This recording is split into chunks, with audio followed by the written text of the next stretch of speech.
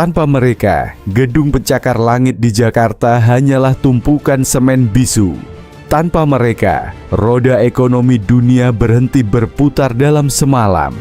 Mereka adalah pahlawan tanpa tanda jasa, yang seringkali dianggap sebelah mata, namun memikul beban negara di pundak mereka.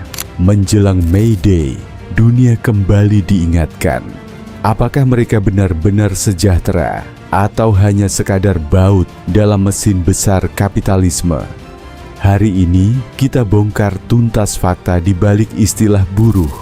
Dari sejarah berdarah di masa kolonial hingga angin segar di era kepemimpinan Presiden Prabowo. Simak ulasan mendalamnya. Bukan sekadar otot, tapi otak dan nyawa. Banyak yang salah kaprah. Mendengar kata buruh, yang terlintas mungkin hanya sosok dengan baju lusuh dan peluh keringat. Padahal secara regulasi, mau kamu pakai dasi di gedung ber-AC atau pakai helm project di lapangan, status kita sama. Kita adalah pekerja. Berdasarkan Undang-Undang Nomor 13 Tahun 2003, buruh atau tenaga kerja adalah siapapun yang mampu menghasilkan barang atau jasa untuk memenuhi kebutuhan masyarakat. Jadi, sebutan karyawan, staf, atau pegawai sebenarnya hanyalah polesan bahasa agar terdengar lebih halus. Karl Marx pernah membagi dunia menjadi dua, si pemilik modal dan si pencipta nilai alias buruh. Bedanya dengan pekerja mandiri seperti dokter atau petani adalah buruh bekerja untuk orang lain demi upah. Namun ironisnya di negeri ini, istilah buruh seringkali dipandang rendah. Padahal mereka adalah modal utama pembangunan bangsa. Tanpa buruh, pembangunan Pancasila hanyalah slogan di atas kertas. Rekam jejak sejarah dari represi ke reformasi. Jangan sekali-kali melupakan sejarah. Gerakan buruh di Indonesia bukan muncul kemarin sore. Jejaknya sudah ada sejak tahun 1879 lewat organisasi guru Belanda, NIOG. Namun, ledakan aslinya terjadi 1 Mei 1918. Saat itu, kondisi kerja sangat eksploitatif. Buruh diperas layaknya mesin. Tahukah kalian? Tahun 1921, buruh kereta api pernah melakukan aksi mogok yang membuat kolonial Belanda kalang kabut. Tapi perjalanan ini tidak selalu mulus. Di era Orde Baru, kata buruh sempat dianggap tabu, dianggap terlalu kiri dan radikal. Itulah alasannya muncul istilah karyawan. Barulah di era reformasi, fajar baru menyingsing. Tahun 2013 menjadi tonggak sejarah saat May Day resmi ditetapkan sebagai hari libur nasional. Sebuah pengakuan bahwa suara mereka tidak boleh lagi dibungkam. Namun, perjuangan belum usai. Dari tuntutan upah layak hingga penghapusan sistem outsourcing, buruh tetap berdiri tegak di garis depan. Kontribusi nyata, tulang punggung ekonomi. Bicara kontribusi, buruh bukan lagi sekadar pendukung. Mereka adalah mesin utama. Jangan kaget melihat angkanya. Berdasarkan data terbaru BPS per Agustus 2025, jumlah angkatan kerja Indonesia telah meledak hingga 154 juta orang. Artinya, lebih dari separuh penduduk negeri ini berdiri di atas kaki mereka sendiri untuk bekerja. Dan lihat apa yang terjadi pada ekonomi kita. Sepanjang tahun 2025 kemarin, ekonomi Indonesia berhasil tumbuh solid sebesar 5,11%. Bahkan sempat menyentuh 5,39% di kuartal terakhir. Siapa penggerak utamanya? Jawabannya adalah industri pengolahan yang tumbuh agresif sebesar 5,3%. Sektor manufaktur yang isinya adalah jutaan buruh pabrik ini menyumbang 19,07% terhadap PDB nasional. Itu angka yang fantastis. Memasuki tahun 2026, pemerintah bahkan menargetkan kontribusi manufaktur naik lagi ke angka 18,56 hingga 19%. Jadi, kalau ada yang bilang buruh itu beban, mereka salah besar. Rata-rata upah buruh nasional kini berada di angka 3,33 juta rupiah. Meski perjuangan untuk upah layak masih panjang, dedikasi mereka telah membuktikan bahwa Indonesia tidak sedang mengalami deindustrialisasi.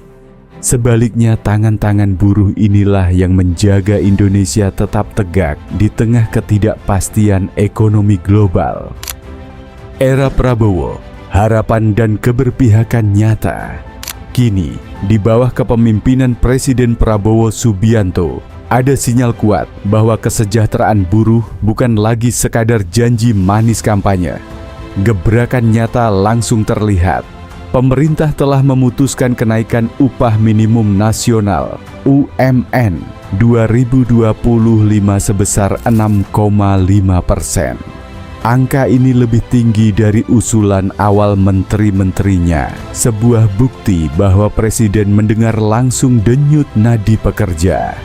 Saya ingin sampaikan di sini, saya merasa menjadi presidennya buruh, presidennya petani, presidennya nelayan, presidennya orang yang susah. Saudara-saudara sekalian, saya ingin menyampaikan bahwa pemerintah yang saya pimpin akan bekerja sekeras-kerasnya untuk menghilangkan kemiskinan dari bumi Indonesia. Kita tidak akan biarkan pekerja-pekerja di PHK-kan seenaknya. Bila perlu, tidak ragu-ragu kita, negara akan turun tangan, saudara sekalian. Saudara-saudara sekalian, juga kita akan segera meloloskan RUU Perlindungan Pekerja Rumah Tangga. Wakil Ketua DPR yang hadir, Pak Dasko, melapor ke saya, minggu depan RUU ini segera akan mulai dibahas. Mudah-mudahan tidak lebih dari 3 bulan, undang-undang ini akan selesai kita bereskan. Tak hanya pemerintah, Senayan pun mulai bergerak lebih progresif. Hingga April 2026 ini, DPR RI melalui Komisi 9 terus melakukan revisi Undang-Undang Ketenagakerjaan yang lebih berpihak pada buruh.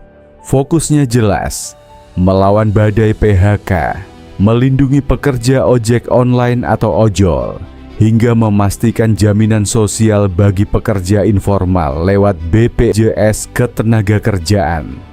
Dengan amanah dari keputusan Mahkamah Konstitusi bahwa kita akan membuat sebuah undang-undang ketenagakerjaan yang baru, dan undang-undang itu akan dibicarakan dengan baik DPR, Serikat Pekerja maupun Apindo, demikian.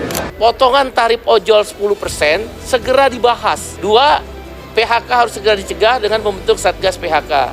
3, outsourcing harus dihapus sesuai keputusan MK cabut PP nomor 35 tahun 2021. Karena keputusan MK-nya udah keluar, nomor 168 tahun 2024. Dan yang keempat, reformasi pajak, yaitu pajak THR. Udah tahu kita THR habis ongkos, masih dipajakin.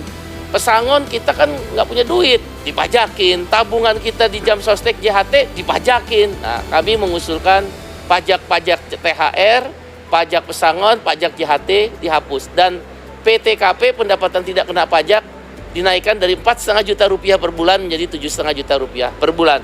Tapi sekali lagi, ada yang bisa cepat, ada yang tidak bisa cepat berproses, terutama rancangan undang-undang. Prinsipnya Pak Prabowo termasuk dari pemuka agama, kawan-kawan mahasiswa, pemuda, organisasi kepemudaan, dan juga beberapa kelompok lain yang diundang, merespon baik. DPR juga kini memiliki Badan Aspirasi Masyarakat atau BAM. Jadi kalau ada perusahaan yang nakal melakukan quiet firing atau memaksa karyawan resign tanpa hak, Serikat Buruh punya jalur cepat untuk mengadu. Komitmen ini diuji pada May Day 2026, di mana 500.000 buruh menyampaikan aspirasi dengan tertib dan diterima dengan tangan terbuka oleh wakil rakyat. Jadi kami KSPSI tentu bersama KSPI Said Iqbal menyampaikan dukungan penuh kepada Presiden Prabowo Subianto untuk tetap teguh melaksanakan sebuah program yang pro rakyat, dan kami yakin betul Pak Presiden punya keberpihakan sangat-sangat kuat. Karena pertama kali dalam sejarah gerakan buruh, beliaulah yang pertama kali mau hadir dalam acara May Day dan akan dilanjutkan tahun ini, dan kami tentu akan tetap mendukung dan menjaga beliau. Itu janji kami dari Konfederasi Buruh Besar. Dan juga banyak teman-teman media tidak tahu bahwa Pak Presiden sering berkomunikasi secara informal dengan kami dan sangat terbuka dan sangat egaliter. Jadi kami bisa menyampaikan secara terbuka, dan banyak publik yang tidak tahu bahwa kami membangun komunikasi langsung dalam mencakap masalah, dan beliau merespon dengan sungguh sangat cepat dan penuh perhatian terhadap buruh Indonesia. Pesan untuk bangsa, buruh adalah kita. Perjuangan mereka adalah perjuangan kita semua untuk mendapatkan kehidupan yang lebih martabat. Selamat Hari Buruh May Day. Mari kita kawal kebijakan pemerintah dan DPR agar kesejahteraan bukan lagi mimpi di siang bolong, tapi kenyataan yang bisa dirasakan oleh setiap keluarga pekerja di pelosok negeri.